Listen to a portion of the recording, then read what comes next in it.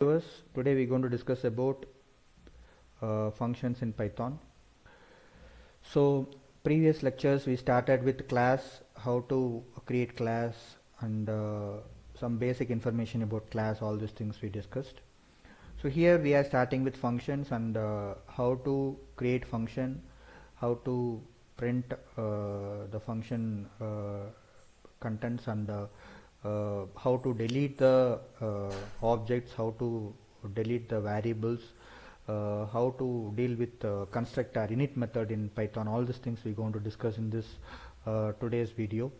So I hope the videos what I am posting in the YouTube all will be useful for you, and if you are interested you can execute the programs from your end by installing Anaconda Navigator IDE, and with Spider environment you can able to execute, because the Spider environment having variable explorer, file explorer, and then you can able to see the console window, everything in a single screen you can able to see, and it's very easy to work with Python in Spider environment. Is easy to understand and easy to work on also. So let's move for the today's video. So here I will start with how to create class, all these things, and further how to create methods. So please see the video now. So here we are just starting the class creation. So class creation will become with the keyword class along with the class name. So our class name is Surya. So class name is user defined name. So whenever you are creating class you have to come with colon. So end of the class you have to give colon. So next to that we have to after creation of the class we are just giving a variable. So our variable is age. So variable value I am giving as 10. If you are giving 10, our variable is a integer variable. If you are giving 20.5, our variable is a floating point variable. If you are giving a string, our variable will be a string variable. According to the value what you are storing in the particular variable, the data type will be changed. So next to that we are just having a function creation. We created the function actually. DEF we are giving. DEF mean by definition, so particular function. So DEF is the keyword we have to give before the function name, and we created the function name as DASP. DASP is a user defined name. We can give whatever the name you want. Mean by if you want to create your own function, you can name it whatever you want. That is user defined name actually. Then next to that inside the parameter we are passing self. So self refers the current object or the current class object. Okay, so the object of the current class will be passed as a parameter. So if we are not passing any parameter, we can give self actually, or if you are passing parameter you can give self comma parameter 1 parameter 2, like that you can able to give. So self will be denoting the current object. So the current class object, what the current class is Surya. Surya's particular the Surya's objects will be passed as a parameter there when we are giving self as a parameter inside the function. So inside the function what we are giving print statement. So in the print statement we are giving Surya Prakash J. Surya Prakash J will be displayed as output here. Okay, so this is the statement. So you have to understand the indentation here. So class will be created. Inside the class I gave a tab space. The indentation will be given here. So age will be created here. The variable age will be created here, so that the age will be controlled by the class. So age is inside the class. Next to that we have created the method. So this particular method also inside the class. So you see the indentation properly. Next to that we gave a indentation that print inside the method. So print what we are giving, that will be inside the method DASP. So what happens actually, so this particular print statement will be controlled by DASP method, and DASP method what we are I am telling function. So DASP function will be controlled by the class, and this print statement what you are having, that will be controlled by this DASP function. Okay, so entire thing whatever you are writing inside the Python code, class code, you should give a proper indentation, because we are not having open and close braces in Python programming. With use of indentation, the interpreter will understand whether the particular method is inside the class or outside of the class, or the variable inside the class or outside of the class. The scope of the particular thing you have to give with the proper indentation. Okay. So next to that you can see the print statement. It's starting here, so that it's out of the class. So the class started here and ended here. The print statement what we are giving, that is out of the class. This print, all the three print statement what we are giving, that will be outside of the class. So in the first print statement we are just accessing the age variable. So how we are accessing the age variable? We are just giving the class name dot age. So class name dot variable name we have to give. So our class name is Surya dot age we are giving. So in this case what happens? This particular age value will be retrieved and that will be displayed as output here. So 10 will be displayed as output here. So when you are executing this particular code, it will display 10 as output. So here we are just displaying the function at object value. So whatever the function object value we are having, that will be displayed. So function reference will be displayed as a output when you are calling surya.disp. Okay. Next to that we are just calling the doc string of the class. How to call the doc string of the class? We are just giving the class name dot underscore doc underscore. So when you are giving underscore doc underscore, it will retrieve the doc string of the class. So I will show you how the doc string will be displayed. It will just display, this is a Surya class that will be displayed. Here we will get the reference number. For the first one we will get 10 as output. Okay. So let's execute this particular statement and see the output for this particular statement. So while executing this statement, what happens? I am executing this particular first one. So the class will be created, that we can see in the console window. You can able to see the class is created. So the particular age equal to 10 is created, and the method also created. All these things we executed actually. Now I am executing the age value. So I try to access the age value. So when I am accessing age value, you can able to see the output here. It's just displaying 10. So the value of age is 10. So I am accessing with use of class name dot age. So 10 is displayed as output. Next one, I am just displaying the method or function reference. So function reference I am trying to display. So in this case I am just using surya.dasp. So it's surya.dasp mean by what? Surya is the class name, dasp is the function name. So that I am just displaying, so that it will just display the function reference value, so that you can able to see the function reference value here. Next to that we are displaying the doc type of the class. So when you are trying to display the doc type of the class, you have to give class name dot underscore doc underscore. So in this case what we will get? We will get none here. So here you will get the output as this is Surya class, that is the output actually. So let's see how it will be. So when I am executing the entire thing, you can able to see all three things as output here. All the three particular output will be displayed. Okay. So try this doc type in your program. You will get the output as this is Surya class. So whatever the class name, it will be displayed as a doc type for this particular program. So let's move for the next one. So this is for the constructor in Python. So when we are coming for constructor in Python, we have to go for init method. So init method will be described as underscore init underscore. So this particular program we are dealing with complex numbers. So real and imaginary values we are getting in the init method, and that we are concatenating get input method, and we are displaying the value. So I will explain this program so that you can able to understand how the program works.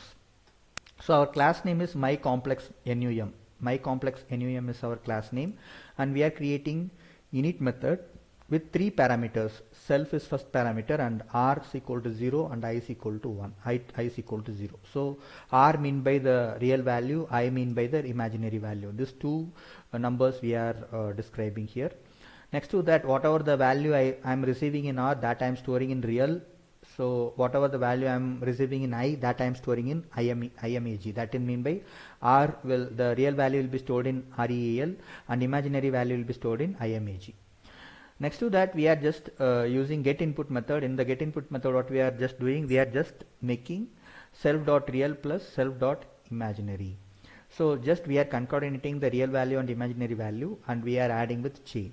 Here we are giving f mean by, if you are not giving f, the real and imaginary value, whatever the statement you gave, that will be displayed as output. When you are giving a print statement, whatever the statement you are giving in single quotes or double quotes, that will be displayed as it is. If you want to retrieve the value in the particular thing, you have to give f.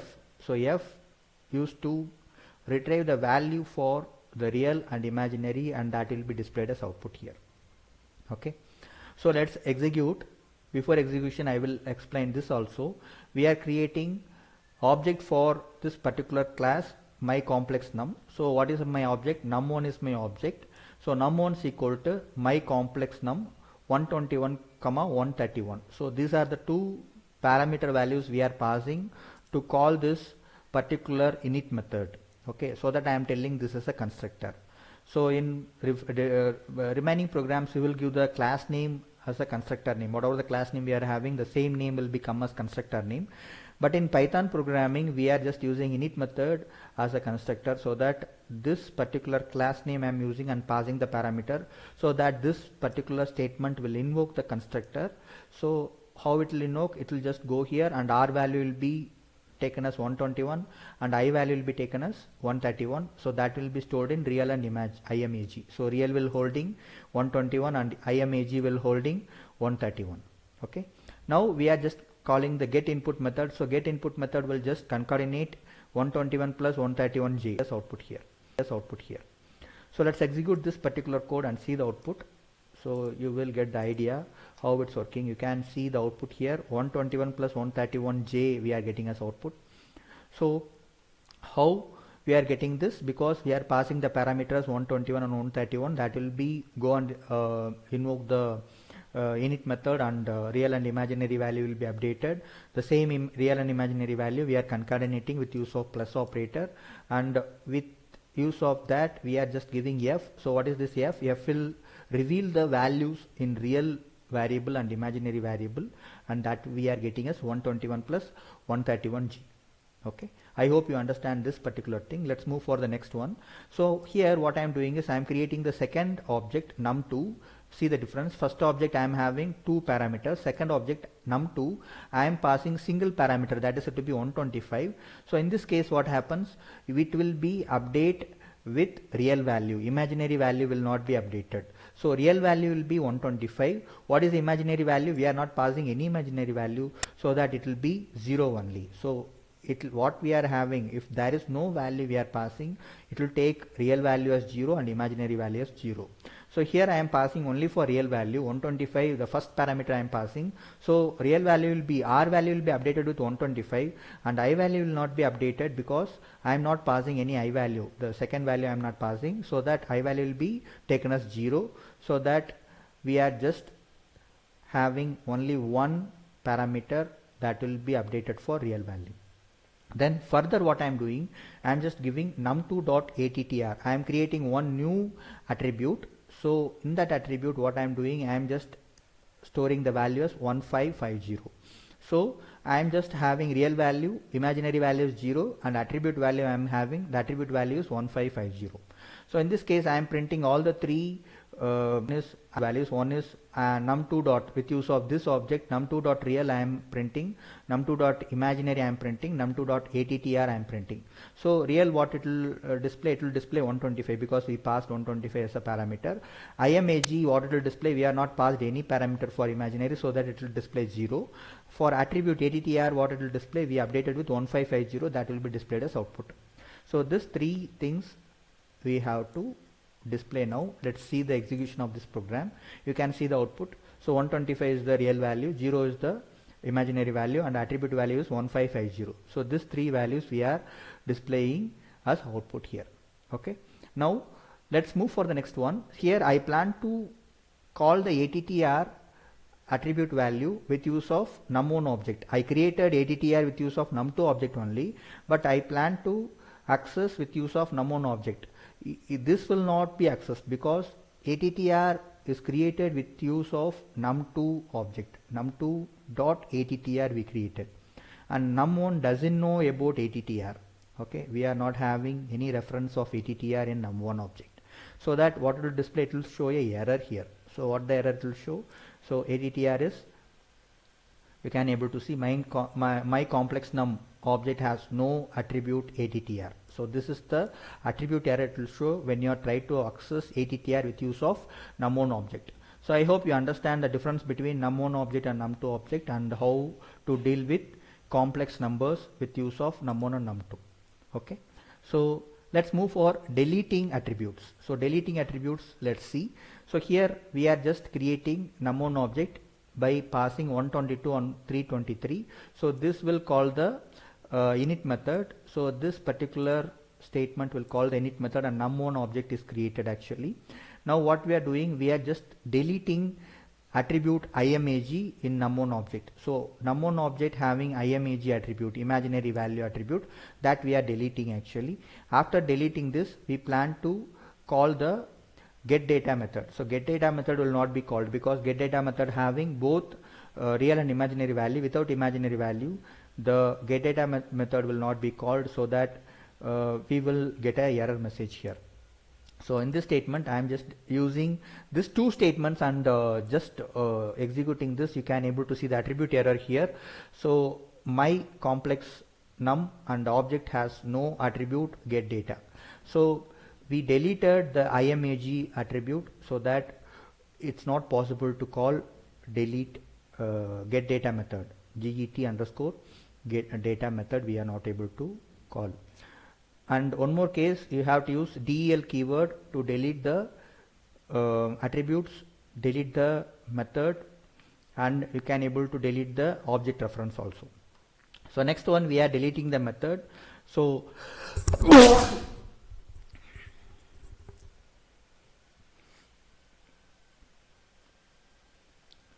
so we are deleting the method. So our method is getData. So getData is deleted actually. So getData, whatever the user-defined method we are deleting with use of del keyword. Next to that, we are just creating object for the my complex num 1, 3 we are passing as a parameter. The object what we created is C1, that we are deleting with use of del keyword. So I hope you understand the concepts properly. I am very happy to take up this particular lecture on class with function. In this, we created the functions, we created the init method, and we done with how to delete the variable, the method as well as the object, all these things. So you can subscribe, share, and support. Whatever the queries you are having, comment me so that I will reply for your queries. Thank you very much.